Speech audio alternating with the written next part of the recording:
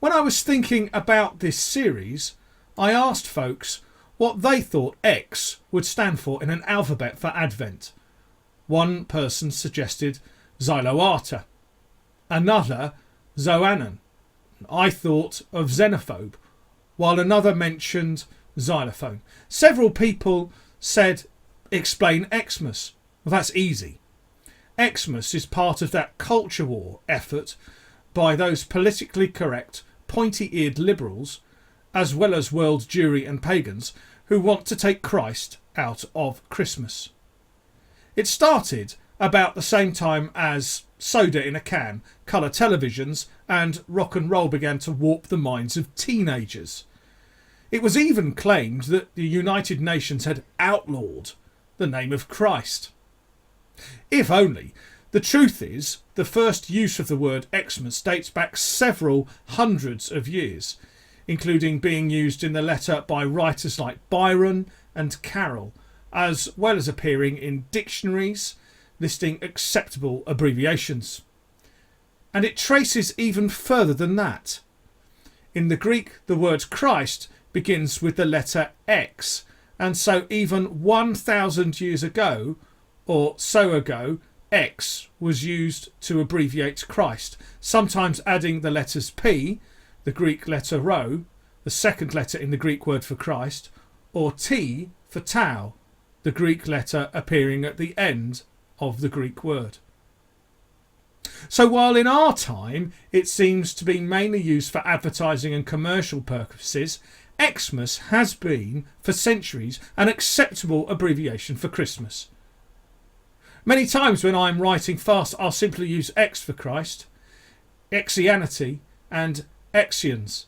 In other words, it's a shorthand device for writing something that is so commonplace. Especially since when typing, there are more times than not when I accidentally forget to add the T after typing Chris. Of course, Christmas can't be reduced to shorthand, can it? After all, grace is such a gift which can transform the life of those who offer it, and those who receive it, and change a relationship for the better, that we dare not try to reduce it to some sort of abbreviated form. Peace is so costly in terms of people being willing to let go of centuries-old animosities, of grudges which have passed like precious heirlooms to succeeding generations, of enemies sitting down face to face and struggling to see the person across the table as a sister or brother, that we cannot let it just become a political slogan or a word tagged on walls. Hope is so convenient to write on a get well card, or in a text, or in a hurried call as we leave a hospital room, but it can be the first brick in rebuilding a life, the first step on a road to recovery, the first glimmer of light in the shadows of fear, that we should not let it become a throwaway word.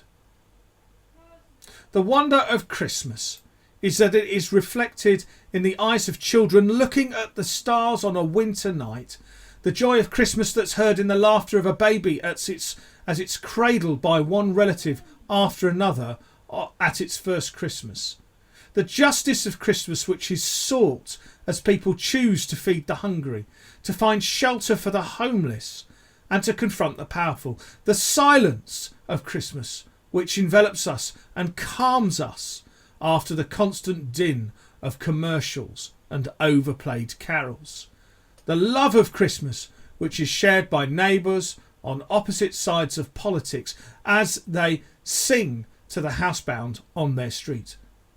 None of Christmas can be reduced to a simple shorthand, an emoji, a tweet, but must be lived out in the fullness of our lives.